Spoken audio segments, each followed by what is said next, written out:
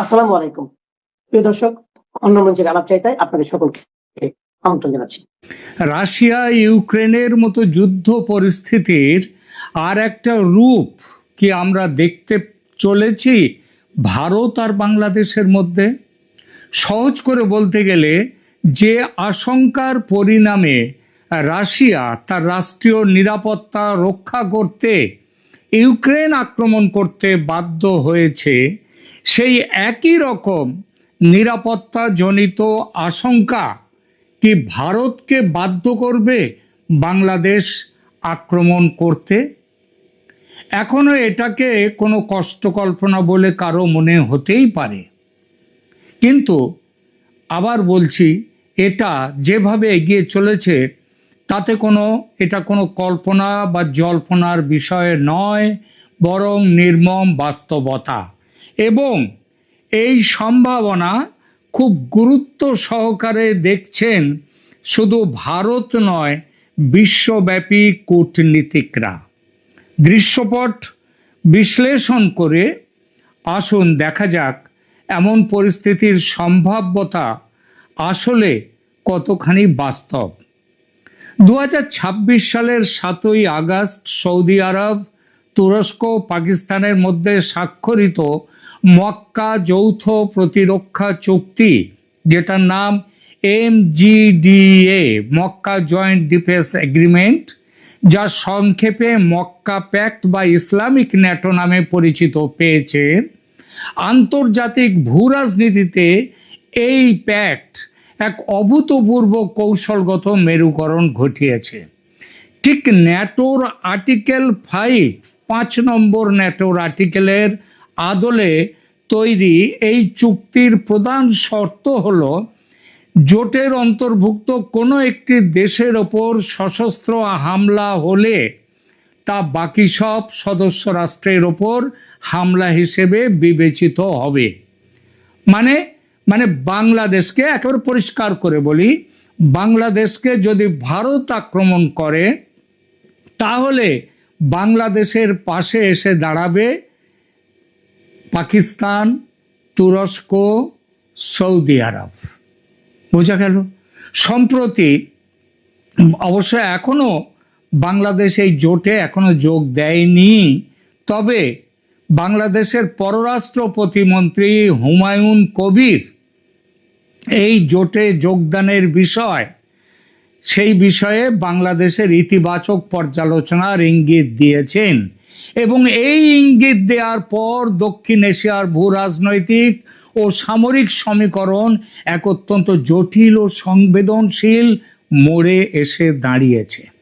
এই সাম্প্রতিক প্রেক্ষাপট এবং ভারতের সিকিউরিটি কনসার্ন থেকে প্রোঅ্যাক্টিভ পদক্ষেপ, মানে এক ধাপ এগিয়ে চিন্তা করে সেই অনুযায়ী ব্যবস্থা নিতে ভারত কি বাধ্য হবে? যেমন বাধ্য হয়েছিল রাশিয়া ইউক্রেনের বিরুদ্ধে ব্যবস্থা নিতে, যুদ্ধ ঘোষণা করতে। আন্তর্জাতিক সম্পর্কের ইতিহাস আমাদের একটা ধ্রুব সত্য দেখায়, কোনো পরাশক্তি তার ভৌগোলিক সীমান্তের ঠিক ওপারে প্রত্যক্ষ সামরিক হুমকি তৈরি হতে দেখে নিষ্ক্রিয় বসে থাকতে পারে না। বিশ্ব রাজনীতির যে নীতি ইউক্রেনকে সংঘাতের মধ্যে ঠেলে দিয়েছে, সেই ঠিক একই ভূ রাজনৈতিক বাস্তবতা আজ আমাদের দোরগোড়ায়। গত 7ই আগস্ট সৌদি আরব, পাকিস্তান ও তুরস্কের মধ্যে স্বাক্ষরিত মক্কা যৌথ প্রতিরক্ষা চুক্তি দক্ষিণ এশিয়ার ক্ষমতার ভারসাম্য এক লহমায়, এক ঝটকায় বদলে দিয়েছে। এই জোটের মূল শর্ত ওই ন্যাটোর মতোই। ওই যে বললাম, এক দেশের ওপর হামলা মানে সবার উপরে হামলা ধরে নেওয়া হবে এবং সবাই মিলে সেই দেশের তাদের বিরুদ্ধে দাঁড়াবে, মানে তাদের পক্ষভুক্ত হয়ে যে সদস্য দেশ তাদের পক্ষে লড়াইতে নামবে। বাংলাদেশের পক্ষ থেকে এই সামরিক জোটে যোগদানের যে ইতিবাচক বার্তা দেয়া হয়েছে, তা দিল্লির জন্য কোনো সাধারণ কূটনৈতিক সিদ্ধান্ত নয়, বরং এটি একটি অত্যন্ত প্রত্যক্ষ কৌশলগত আশঙ্কা। কৌশলগত গভীরতা ও সিকিউরিটি এই ডাইলেমা বাস্তববাদী আন্তর্জাতিক নীতিরই ফল। এই আন্তর্জাতিক নীতি অনুযায়ী সীমান্ত ঘেঁষে যদি কোনো বৈরী সামরিক ব্লকের ছাতা তৈরি হয়, তবে ভূখণ্ডগত নিরাপত্তা নিশ্চিত করতে রাষ্ট্র সিকিউরিটি ডাইলেমার মুখোমুখি হয়। ইউক্রেন যখন ন্যাটোর সদস্য হওয়ার জন্য অনড় হয়েছিল, তখন রাশিয়ার মস্কো থেকে মাত্র কয়েকশো কিলোমিটার দূরে প্রতিপক্ষ সামরিক জোট ন্যাটোর উপস্থিতি রাশিয়া তাদের অস্তিত্বের জন্য হুমকি বিবেচনা করেছিল, এবং সেটা স্বাভাবিক। রাশিয়া তার জাতীয় নিরাপত্তা রক্ষায় তখন প্রোঅ্যাক্টিভ হয়ে ইউক্রেনের সামরিক অভিযান শুরু করে। কখন করেছিল?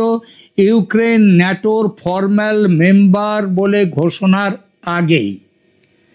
ভারতের ভৌগোলিক এবং তার জন্য প্রোঅ্যাক্টিভ হয়তো ইউক্রেনের সামরিক অভিযান শুরু করলো রাশিয়া।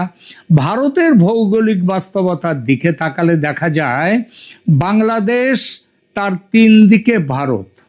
শিলিগুড়ি করিডর বা চিকেন স্নেক ভারতের উত্তর পূর্বাঞ্চলকে একটা ছোট্ট করিডর দ্বারা যুক্ত রাখছে মূল ভূখণ্ডের সঙ্গে।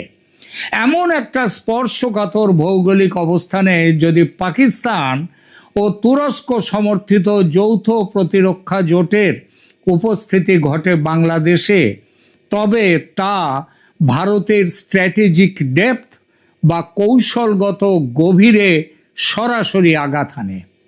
ফলে প্রোঅ্যাক্টিভ পদক্ষেপ ঠিক রাশিয়া যেমন করেছে ইউক্রেনে, ঠিক সেই একই রকমভাবে পদক্ষেপ নিতে বাধ্য হতে পারে এবং বাধ্য হবে ভারত। এই কারণগুলো কি? দেখুন, সামরিক ভারসাম্যের বিলুপ্তি, পাকিস্তান ও তুরস্কের মতো সামরিক বাহিনীর সাথে যৌথ প্রতিরক্ষা চুক্তিতে বাংলাদেশের অন্তর্ভুক্তি বঙ্গোপসাগর ও ভারতের পূর্ব সীমান্তে এক নতুন সামরিক জোট তৈরি করতে চলেছে, এটা বলাই ভালো অন্তত এই মুহূর্তে। তবে সেটা বাস্তব, কারণ আগেই বলেছি হুমায়ুন কবির বাংলাদেশের পররাষ্ট্র প্রতিমন্ত্রী, তিনি বলেছেন তারা যোগদান করবেন। এরপরে আসুন, ইউক্রেন যুদ্ধের শিক্ষা হলো হুমকি পুরোপুরি রূপ নেওয়া পর্যন্ত অপেক্ষা করা মানে আত্মঘাতী হওয়া। নিজের সার্বভৌমত্ব অটুট রাখতে রাশিয়া তাই ন্যাটোর অন্তর্ভুক্তি হওয়ার আগেই, ইউক্রেন ন্যাটোতে যোগ দেওয়ার আগেই রাশিয়া এগিয়ে গিয়েছিল, এবং সেটা তার সার্বভৌমত্ব অটুট রাখতে ভারতও কি তাহলে বাধ্য হবে সীমান্ত সুরক্ষিত করতে রাশিয়ার মতো প্রতিরোধমূলক সামরিক বা রাজনৈতিক ব্যবস্থা নিতে? এরপরে আসুন আঞ্চলিক পরাশক্তির সেই বিষয়টি। যে কোনো বৃহৎ শক্তি তার নিজস্ব প্রভাব বলয়ে প্রতিপক্ষ কোনো জোটের ঘাঁটি বা চুক্তি সহ্য করে না। ক্যারিবিয়ান বা ইউক্রেন সংকট সব ক্ষেত্রেই পরাশক্তিগুলো প্রোঅ্যাক্টিভ ভূমিকা নিয়েছে। ইতিহাস আমাদের শিক্ষা দেয় এবং সতর্ক করে যে উস্কানিমূলক সামরিক মেরুকরণ কখনো শান্তি আনে না। বাংলাদেশ যদি এই সামরিক জোটের অংশ হতে চায়, তবে তা ভারতের নিরাপত্তা কৌশলকে চরম পদক্ষেপের দিকে, অর্থাৎ যুদ্ধের দিকে ঠেলে দেবেই। জাতীয় অস্তিত্ব ও সীমানা রক্ষায় ভারত রাশিয়ার মতো প্রোঅ্যাক্টিভ ভূমিকা নিতে বাধ্য হবে, এই সম্ভাবনা কোনো অনুমান নয়, এটি আন্তর্জাতিক রাজনীতি ও সামরিক কৌশলের এক নির্মম বাস্তবতা। রংপুর অক্ষ থেকে বিচ্ছিন্ন করে শিলিগুড়ি করিডর প্রশস্ত করা এবং চট্টগ্রাম উপকূল বিচ্ছিন্ন করে বাংলাদেশকে ল্যান্ডলকড রাষ্ট্রে পরিণত করার এই দ্বিমুখী সামরিক কৌশলটি ভূ রাজনৈতিক ও সামরিক বিশ্লেষকদের একটা চরম তাত্ত্বিক মডেল, এবং ভারত এই মডেল নিয়ে চর্চা শুরু করেছে গত বছর থেকে, যখন অসমের মুখ্যমন্ত্রী হেমন্ত বিশ্ব শর্মা বলেছিলেন যে বাংলাদেশ ভারতের চিকেন স্নেক বা শিলিগুড়ি করিডর নিয়ে তারা নজর দিচ্ছে, চীনকে ডাকছে ওটা কেটে নিয়ে যাতে উত্তর পূর্ব ভারতকে বিচ্ছিন্ন করা যায়। এসব পরিকল্পনাগুলো বাংলাদেশ দেখিয়েছে এই মডেলটা। আর এই মডেলটা সেইটা যদি এখন ভারতও যদি বলে, তখন কি বলেছিলেন হিমন্ত বিশ্ব শর্মা বলেছিলেন যে ভারতের একটা চিকেন নেকের দিকে তোমরা নজর দিচ্ছ, তোমাদের দুটো চিকেন নেক আছে। এই দুটো চিকেন নেকের একটা হচ্ছে রংপুর আর একটা হচ্ছে চট্টগ্রাম, এই দুদিকে। আর এই দুটোকে বিচ্ছিন্ন করলে কি হবে, বাংলাদেশকে একটা ল্যান্ডলকড রাষ্ট্রে, মানে যার চারদিকে জমি ভূখণ্ড, মানে সমুদ্রে যাওয়ার জায়গাটা থাকবে না। এবং এই দ্বিমুখী সামরিক কৌশলটা ভূ রাজনৈতিক ও সামরিক বিশ্লেষকদের তাদের মাথায় এখন এসেছে। এই পরিস্থিতি তৈরি হলে উভয় দেশের ক্ষেত্রে কি ধরনের অর্থনৈতিক ও কৌশলগত সমীকরণ তৈরি হবে তার একটা ছোট্ট বিবরণ নিচে দিচ্ছি। প্রথমে বলি বাংলাদেশের সম্ভাব্য ক্ষয়ক্ষতি কি হবে। দেখুন, অর্থনৈতিক ধস ও আন্তর্জাতিক বাণিজ্যের অবরুদ্ধ হয়ে যাবে বাংলাদেশ। বাংলাদেশের আন্তর্জাতিক বাণিজ্যের, বিশেষ করে তৈরি পোশাক রপ্তানি ও কাঁচামাল আমদানি, তার 90% বেশি সম্পন্ন হয় চট্টগ্রাম ও মংলা সমুদ্র বন্দরের মাধ্যমে। সমুদ্র প্রবেশ অধিকার হারালে বাংলাদেশ সম্পূর্ণভাবে প্রতিবেশীদের ট্রানজিটের ওপর নির্ভরশীল হয়ে পড়বে, অনেকটা নেপাল এবং ভুটানের মতো। এবং রপ্তানি ভিত্তিক অর্থনীতি তাৎক্ষণিকভাবে অচল হয়ে যাবে বাংলাদেশের। এরপরে আসুন, জ্বালানি ও খাদ্য নিরাপত্তায় কি সংকট দেখা দেবে। বাংলাদেশ তার প্রয়োজনীয় অপরিশোধিত জ্বালানি তেল, এলএনজি, ভোজ্য তেল এবং খাদ্যশস্যের বিশাল অংশ সমুদ্রপথে আমদানি করে চট্টগ্রাম দিয়ে। সমুদ্রপথ বন্ধ হলে দেশটিতে তীব্র জ্বালানি ঘাটতি ও মহামারী আকারের মুদ্রাস্ফীতি দেখা দেবেই। তৃতীয়ত, ব্লু ইকোনমি, মানে সামুদ্রিক যে ইকোনমি, সামুদ্রিক সার্বভৌমত্ব যেটা এখন বাংলাদেশের আছে সেটা হারিয়ে যাবে। বঙ্গোপসাগরে 200 নটিক্যাল মাইলের এক্সক্লুসিভ ইকোনমিক জোনে থাকা বিপুল মৎস্য সম্পদ, প্রাকৃতিক গ্যাস এবং উদীয়মান সামুদ্রিক অর্থনীতির ওপর বাংলাদেশের কোনো অধিকার আর থাকবে না। এরপরে আসুন, ভূ রাজনৈতিক কৌশলগত পরাধীনতা। ল্যান্ডলকড রাষ্ট্রে পরিণত হলে বাংলাদেশ হয়ে যাবে আর এক নেপাল বা ভুটান। এবং যে কোনো আন্তর্জাতিক নীতির ক্ষেত্রেই বাংলাদেশকে চতুর্দিকে ঘিরে থাকা শক্তির ওপর 100% নির্ভরশীল হয়ে থাকতে হবে, মানে ভারতের ওপর, যা বাংলাদেশের স্বাধীন পররাষ্ট্রনীতির অস্তিত্বকে বিলুপ্ত করে দেবে। এবার ভারতের কৌশলগত লাভটা দেখুন, চিকেন স্নেক বা শিলিগুড়ি করিডরের স্থায়িত্ব বেড়ে যাবে।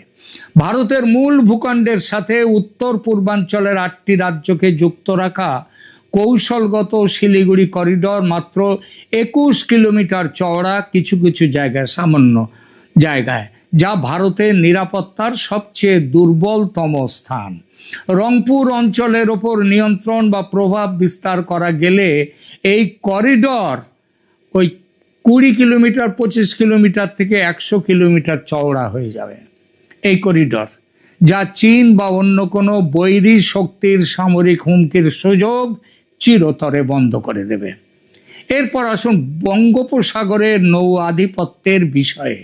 চট্টগ্রাম বিচ্ছিন্ন হলে বঙ্গোপসাগরের উত্তর অঞ্চলে ভারতের ইস্টার্ন নাভাল কমান্ডের একক সামরিক কর্তৃত্ব প্রতিষ্ঠিত হবে। এর ফলে এই অঞ্চলে অন্য কোনো পরাশক্তি বা বৈরী জোটের নৌঘাঁটি নির্মাণের সম্ভাবনা পুরোপুরি শেষ হবে। এছাড়া উত্তর পূর্ব ভারতের মধ্যে যোগাযোগ ব্যবস্থা বিশালভাবে উন্নত হবে। ত্রিপুরা, মিজোরাম ও আসামের সাথে কলকাতার লজিস্টিক দূরত্ব বহুলাংশে কমে আসবে এবং নদী ও সড়ক পথে ভারতের অভ্যন্তরীণ সরবরাহ রুট পুরোপুরি সুরক্ষিত হবে। এটা তার এই সুবিধাগুলো সেগুলো বললাম। এরপরে আসুন, একটি রাষ্ট্রকে সমুদ্রপথ থেকে বিচ্ছিন্ন করা মানে তার সার্বভৌম রাষ্ট্র হিসেবে টিকে থাকার অর্থনৈতিক শক্তি যেটা, সেটাকে পঙ্গু করে দেয়া।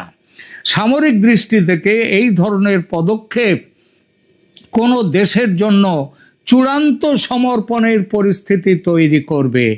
আর আক্রমণকারী যে আক্রমণ করলো, অর্থাৎ এখানে ভারতের জন্য, তা ভূ রাজনৈতিক আঞ্চলিক আধিপত্য নিশ্চিত করবে।